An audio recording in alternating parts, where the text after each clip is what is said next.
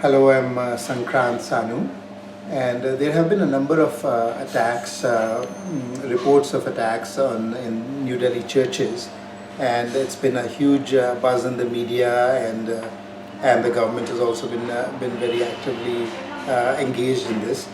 I was contacted by Robert Rosario, who's sitting next to me, and Robert has been a very active member of the church, and he contacted me and he said he had some concerns about the pattern he was seeing in the Delhi church attacks, based on his own investigation into some of the attacks in Mangalore. So I have Robert here. Robert, can you speak a little bit about your background with the church and what, how long you've been involved in it and what your background is? Yeah, I belong to Mangalorean Catholic, Konkani Catholic community.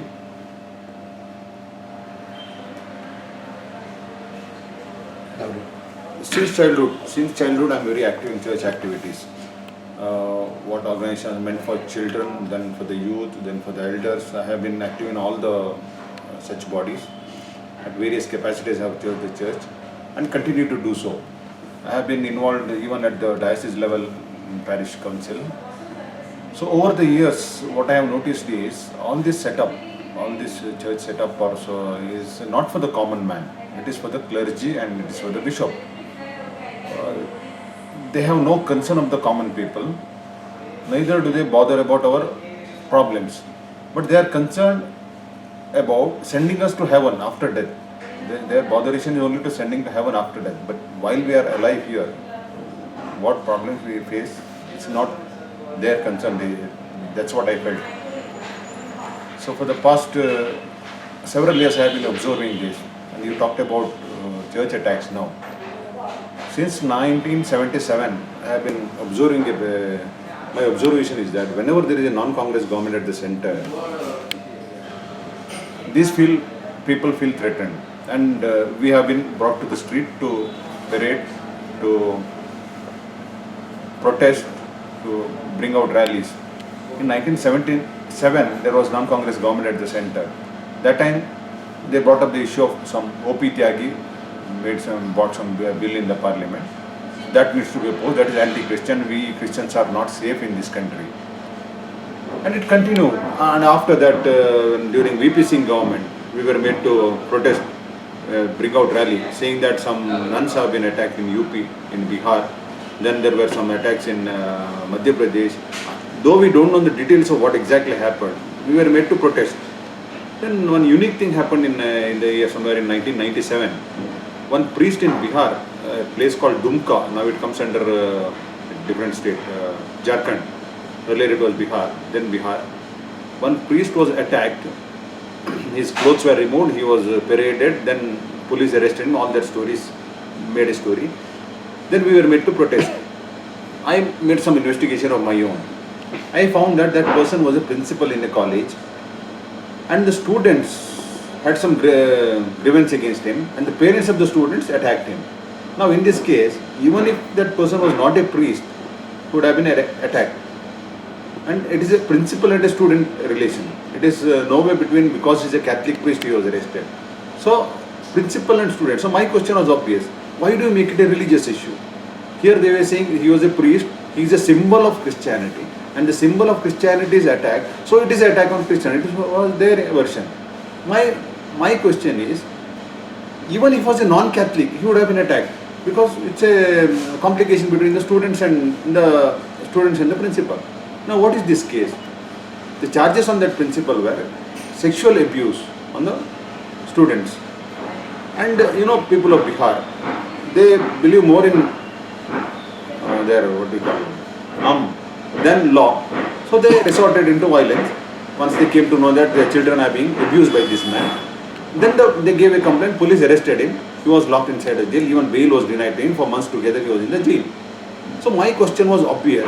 Tomorrow if the court finds him guilty, don't you think we will become a community of rapists? You have projected him as a symbol of Christianity. And to this question of mine, they had no answer. They never even thought over it. Court convicting him tomorrow. So they got puzzled and they replied to me, to my letter, that okay, in future while doing protest we will consider all those things. That was the assurance given to me. But it continued, but such big rallies did not happen after that. A minor protests were happened, and the next big protest was in 2008. So what happened in 2000? And so how about, you were also mentioning something about a church attack you were investigating. So was that in Bihar? Was that in Mangalore? There was a church attack? Mangalore, yeah. So that was in 2008, September 14, to be precise, September 14, 2008. One of the nuns' monastery was attacked. It was not a church, and a crucifix was damaged. No injury to any person. Crucifix. And the moment this happened, it happened in the early hours of Sunday morning. Within minutes, the news spread like wildfire all over the diocese. And you know, one diocese consists of almost 3 revenue districts of Dakshina Kannada, Udupi and Kasaragod. All over the diocese, the rumor was that church has been attacked, and everywhere it has been attacked. The rumors were everywhere, all over it has been attacked.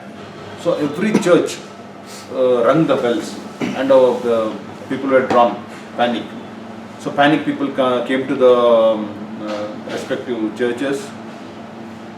There it was explained that our churches are on fire, everybody is attacking. So it was a very bad, panic situation. Though the place of attack place was only one. But the way the news spread within hours is so alarming. By noontime, it was a national news. All the mainstream media pick up the news by noontime. By evening, it was an international news. Such a small incident gathering so much of news international. I think it is not possible unless you do media management previously. At least 1 week's prior homework should be done to give such a big coverage. Spontaneously it can't happen. This is my understanding with the media. It happened. Then Bishop has given the call for Bandh the next day, call for protest. On Monday there was a Aghoshit Bandh.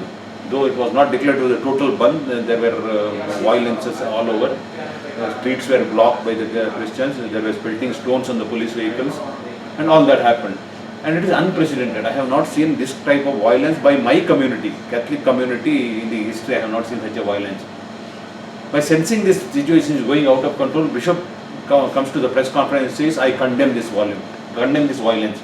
Previous day, he is the person who has instigated us to go to protest. Yeah. Next day he says he is condemning. Okay. 3 days later, he sits with these people who are supposed to attack the church. He sits with them, they have some understanding, and he issues a press statement saying that we have compromised, we have drawn a compromise formula, we will not attack them, they will not attack them. Compromise formula is drawn. Okay. Then they demand an inquiry commission with the government. So here they say we are compromised. Then they demand so government sets up a commission called Somsekhar Ayog.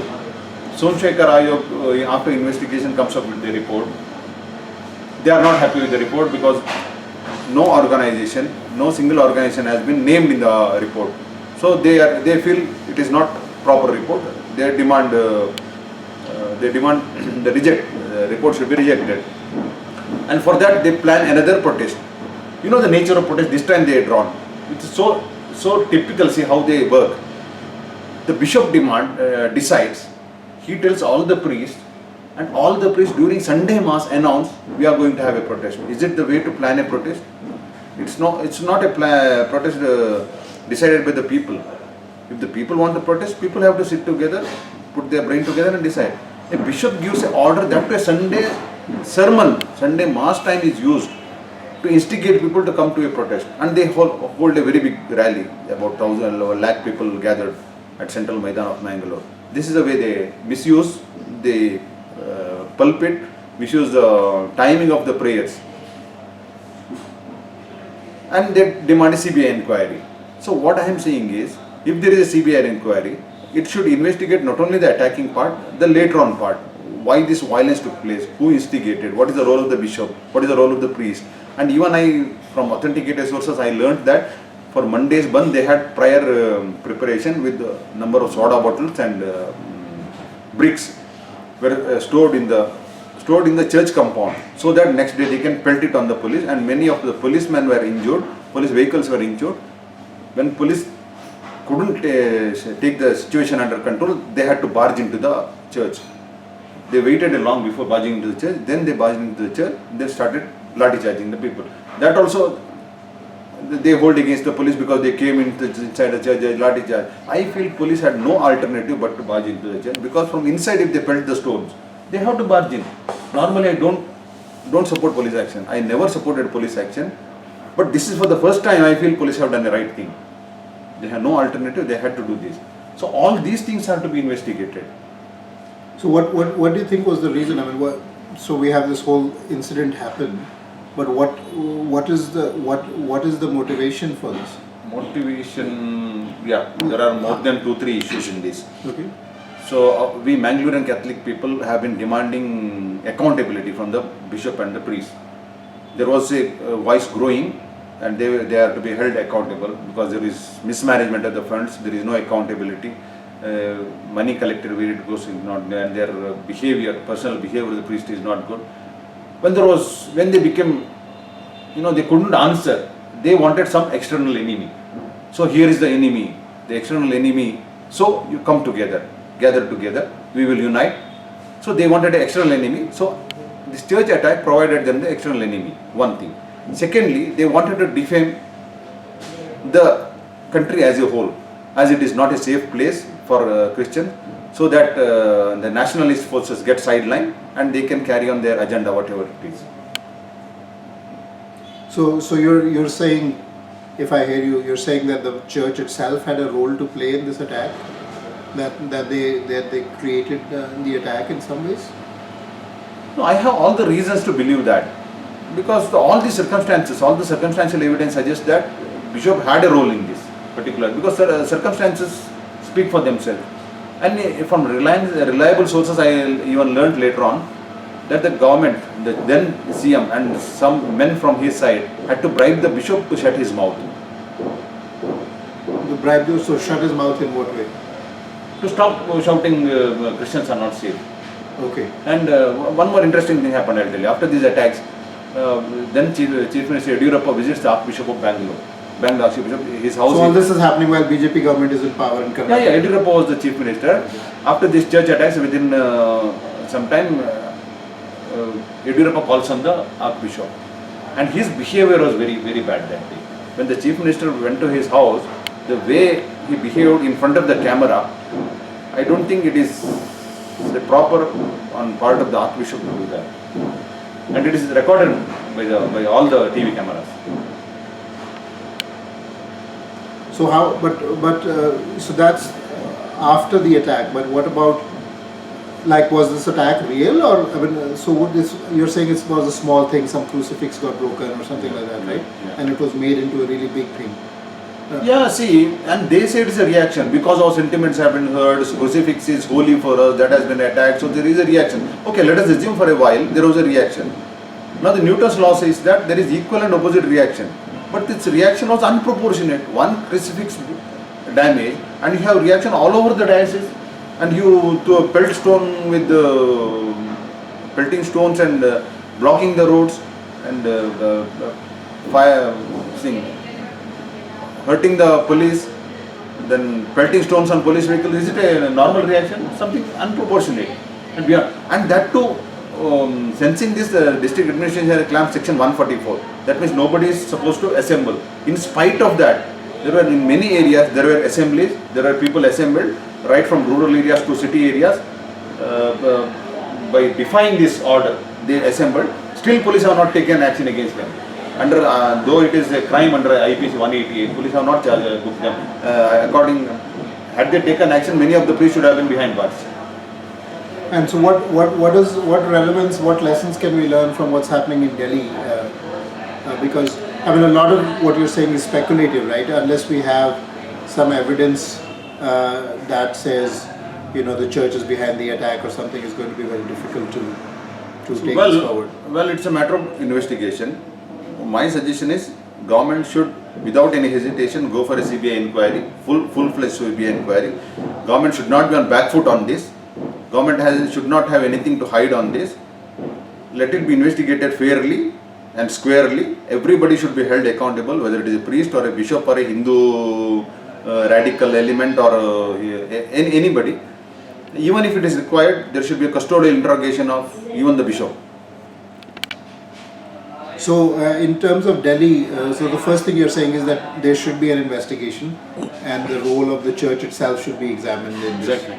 Right, but wouldn't there be like blaming the victim or something? Like how? Why do you think that the church might have a role here? Or? See, so far from the Delhi church attack, what we have learned is it was a case of theft. Some 8,000 rupees were stolen after neutralizing the CCTV cameras. That was in some school. That was in the school. Yeah. So how does it become an attack on Christians? I don't understand. It can be anything but attack on the community. It can be a burglary, it can be robbery, it can be anything. Why do you bring in the community here? Why do you see it as an attack on the community? So if there is a theft by the bishop himself, stolen, then does it become a communal problem? And how about like all these? There's not just one attack, right? There's a bunch of these that have happened in Delhi. There's been, I think, 3 or 4 or 5. Yeah, they are waiting for an opportunity. What my observation, I said right from 77 I have been observing, they each and every opportunity, they are waiting for an opportunity. As I told you, Dumka. The principal is accused of sexual harassment and we make it a communal issue here. No, these things are, and once it so happened that I worked in many church setups. In the parish council once, they held a debate on this, see, we are unsafe in Christian. I told him openly, give me one single instance where we have been targeted as a community, as Christian. Just because I am a Christian, I have been targeted. Tell me one single instance. They could not say that. They are telling all these stories, there this happened. Just because of communal reasons they have done this. There is no single instance. So you're saying that whether the incidents happened or whoever was behind the incidents, they are putting together a series of minor incidents and making it a big thing because of an agenda. Of course, it is agenda driven. Mostly it is agenda driven. Even the smallest things they make mountain out of a mole, or they are quick to make it a communal issue. Just see the other side. If there is an attack on a Hindu, if they blame the Christians, what will happen?